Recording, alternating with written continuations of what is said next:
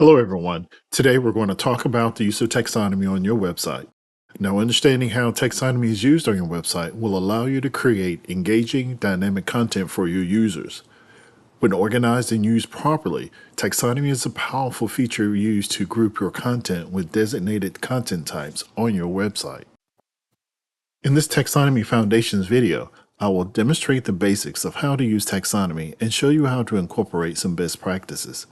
I have created a second video that will take a deeper dive into using taxonomy, so be sure to watch that video as well. In this video, we're going to talk about defining taxonomy and what roles can add taxonomy. We're also going to talk about vocabularies and how they're related to your content types. In an upcoming video, I'm going to discuss our platform unique parent-child setup for vocabularies. Next, we're going to talk about the definition of taxonomy terms and how to add and manage them. And then lastly, we're going to discuss the importance of planning. Now, the goal here is to provide some helpful tips and insight on when to create terms and working within your agencies to avoid adding unneeded taxonomy terms. So let's get started talking taxonomy. Taxonomy is a way of using vocabularies and terms to categorize or organize content on your site. Now, we use taxonomy in most of our content types, but they're mainly used in our blogs, press releases, and event content types to create dynamic pages called views. Many of our dynamic pages contain filter drop-down lists, so it allows users to make choices based on the information that they're looking for. So let me show you some examples of how our agency partners use taxonomy on their website to create dynamic pages. Here's an example of how taxonomy is used on our North Carolina Parks and Recreation website. This is a dynamic page called a view. It is a blog that has two filterable lists using terms from two different vocabularies. The Division Office Select dropdown contains a list of all the North Carolina state parks, and they're arranged in a flat taxonomy, with the exception of Raleigh Office. So what that means is if I choose Haw River State Park and click the Apply button, it's going to display all the content that has been tagged Haw River State Park. Now, the blog category select dropdown displays a hierarchical list. It is arranged in a parent-child relationship where features and alert and news are the parent and all the children are indicated by dashes. So if I choose Carvers Creek State Park Newsletter and click Apply, it will display all the content that have been tagged Carver Creek State Park Newsletter and Feature. Since Feature is the parent, we want to keep that parent-child relationship in sync. Otherwise, we would just simply have another flat taxonomy. And I will talk more about how to add and arrange terms later in this video. You may be asking, what roles are allowed to add taxonomy terms to your website?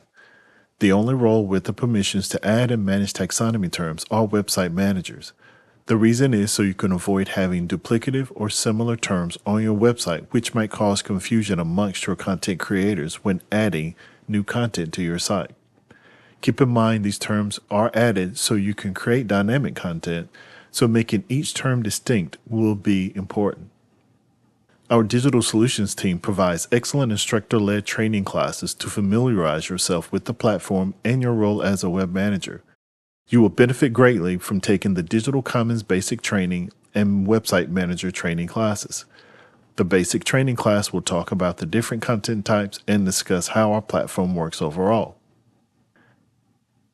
In the Website Manager training class, you will begin to learn about taxonomy, how to manage your users, and other advanced content editing techniques. These are classes offered frequently, so make sure you check periodically for upcoming classes on our Digital Commons site at digitalcommons.nc.gov/training/class registration. Let's talk briefly about the purpose of using a vocabulary on your website. A vocabulary is used to group a list of taxonomy terms. These vocabularies are associated with a content type and allow you to tag your content using taxonomy terms you created. So for example, think of this bag as a vocabulary, and the terms are items within the bag. All of the terms that are contained within the vocabulary will only be associated with that specific vocabulary.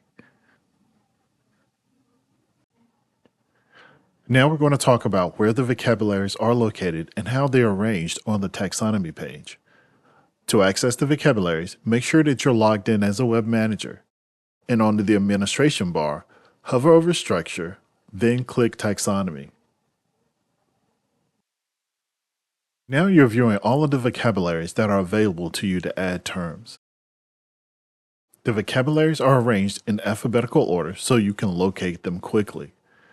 Also, they're named similar to the associated content type to help avoid confusion. Our digital solutions team has removed the need to manage vocabularies. We've already created all the needed vocabularies for you on this list and associated the vocabularies with the corresponding content type on the platform. You only need to add the terms. So for example, the blog category and blog term vocabularies are associated with the blog content type. Now, I've also highlighted a few of the most used vocabularies across the platform that you'll have access to add new terms, so you can create dynamic content using views. Oh, and just to note, while you do have permissions to create a new vocabulary, be warned that you will not be able to associate your custom vocabulary with any of the content types, so it's best not to create any new vocabularies to avoid confusion. If you find that you need assistance, be sure to reach out to our digital solutions team and we'll be delighted to assist you. Next, I will talk about taxonomy terms and their role in creating dynamic content.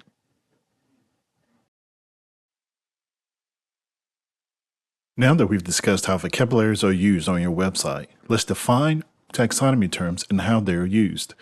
A term is an entity that is used to associate one or more nodes.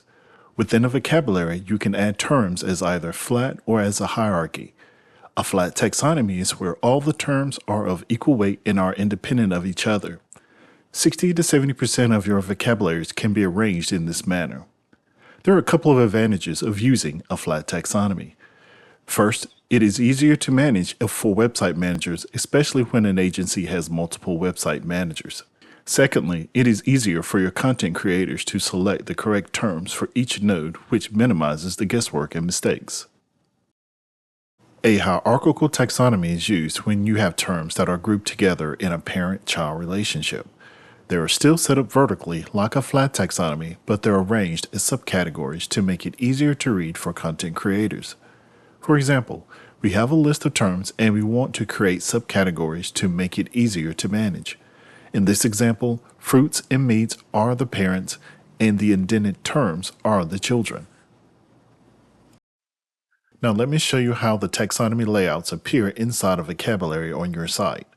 We'll continue to use the blog category and blog term vocabularies as our example. We want to make sure that you're logged in as a website manager, and from the administration bar, hover over Structure, then click Taxonomy. And now you're on the taxonomy page with all the vocabularies listed.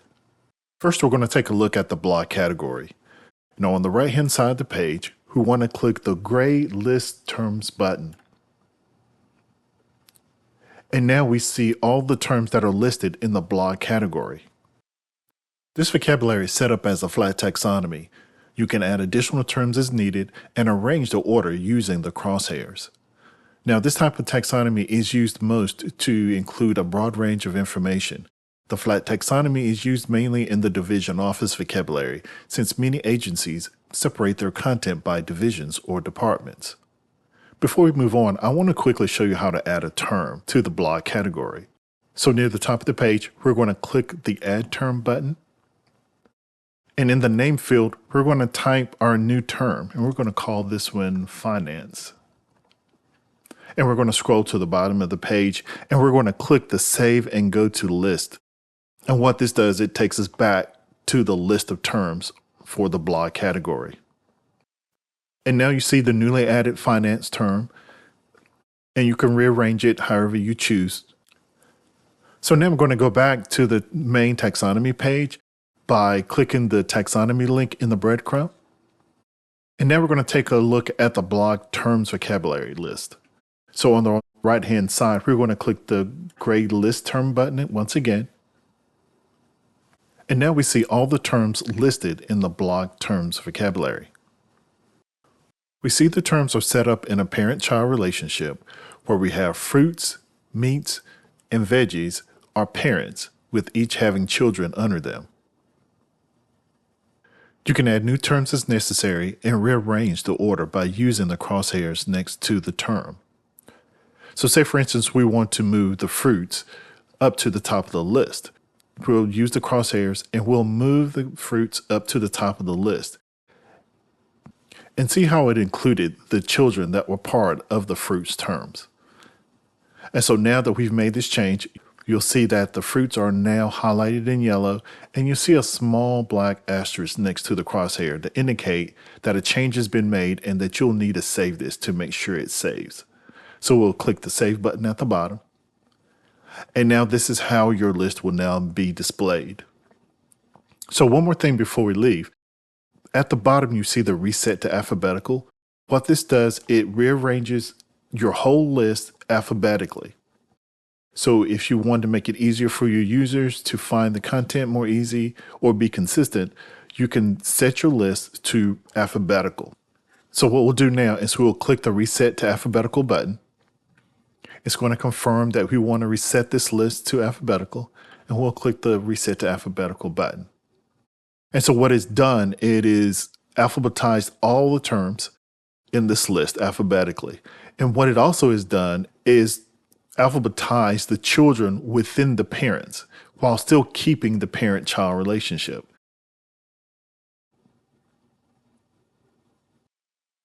And that's it. So now I want to show you how the terms are displayed in a node when you add new or updated content on your site.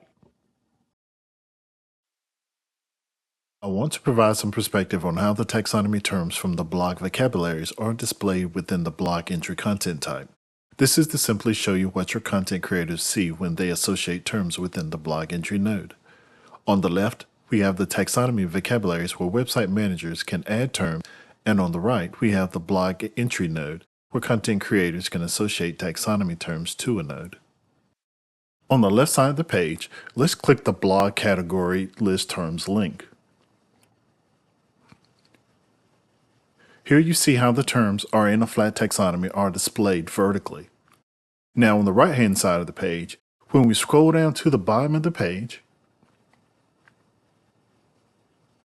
we can see how the terms from the block category and block term vocabularies are displayed horizontally. We display the terms horizontally to save space and also to minimize scrolling. Now to associate terms to your node, we simply just click the term. So for example, if we want to associate accounting and digital commons to the block category, we just simply click them. And if we want to unassociate them, we just click it once again. So let's go back to the taxonomy page by clicking the taxonomy link in the breadcrumb. And now we're going to locate the block terms vocabulary and click the gray list term button. This list is displayed in a hierarchical taxonomy. All the parents are displayed vertically with the children being indented. So if we look on the right side of the page in the block terms vocabulary, the terms are still displayed in a hierarchical taxonomy. Even though they are displayed horizontally, the terms still maintain their hierarchy, and the children are now indicated by a dash. As a website manager, you do not have to worry about the hierarchy being misaligned by content creators since the terms cannot be rearranged within the node. A quick note, the Division Office vocabulary currently does not contain any terms. If you were to add some terms to the vocabulary, it would appear here below the Division Office heading. So let's add a couple of terms as an example. So we're going to go back to our taxonomy page by clicking the taxonomy link in the breadcrumb. We're going to look for the Division Office vocabulary. We're going to click the List Terms button again. And you can see there's no terms listed here, so let's add a couple. So we're going to click the Add Terms button, and we're going to add a couple of terms. So the one we're going to add is use finance again. Okay, we're going to click the Save button. And then we're going to add another one called Safety. And then we're going to do the same thing, except for this time we're going to save and go to the List button. I spelled finance wrong, so I'm going to go back and I'm going to update that really quick. So we just simply click on the Edit button there, and then we're going to click the Save button once again. Okay, and now we've added 2 terms. So now what we want to do is we're going to refresh our page. And once I do, we now see the 2 added terms that we already created in the taxonomy vocabulary. And that's it. So before we end this video, I want to provide some tips on planning when adding taxonomy terms to your vocabularies. So before we end this video, I want to provide 3 tips to serve as a roadmap when creating and managing taxonomy on your website. Now, these tips can apply to an agency with 1 web manager or an agency with multiple web managers. And as a reminder, if you have any questions on how your taxonomy is arranged, feel free to reach out to our digital solutions team through Teams or email, who will help you get on the right path.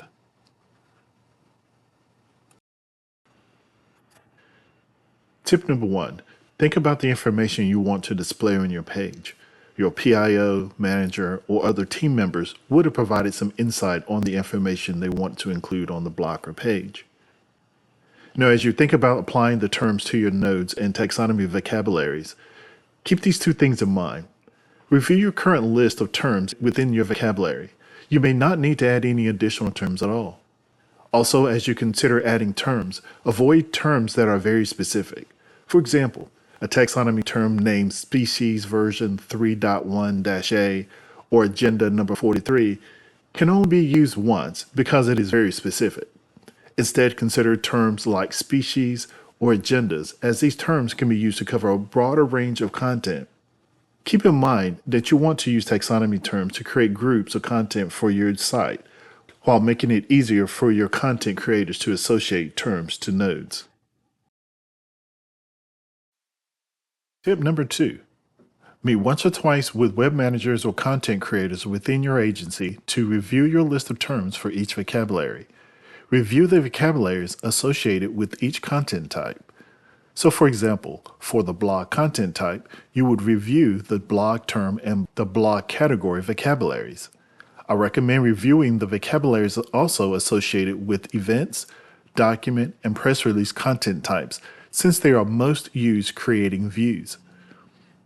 The goal here is to consolidate or eliminate terms within your vocabularies that are similar or obsolete. Your content creators will thank you later. Since our platform environment does not allow free tagging, this will help you as a web manager maintain control of the terms that are applied to each vocabulary list. Tip number 3, try to keep your list below 30 terms per vocabulary. This number isn't written in stone, but remember your content creators will need to tag your content.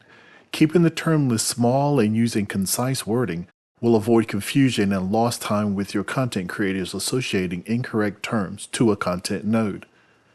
Now, to make reviewing your taxonomy terms more interactive, try creating a storyboard using your office wall and hanging post-it notes or index cards so everyone can visualize all the same terms more easily. Now, this way you can move terms and add terms as you see fit until everyone agrees with the final list. I want to thank you for joining. Be sure to watch our video where I take a deeper dive in using taxonomy on your Digital Commons website.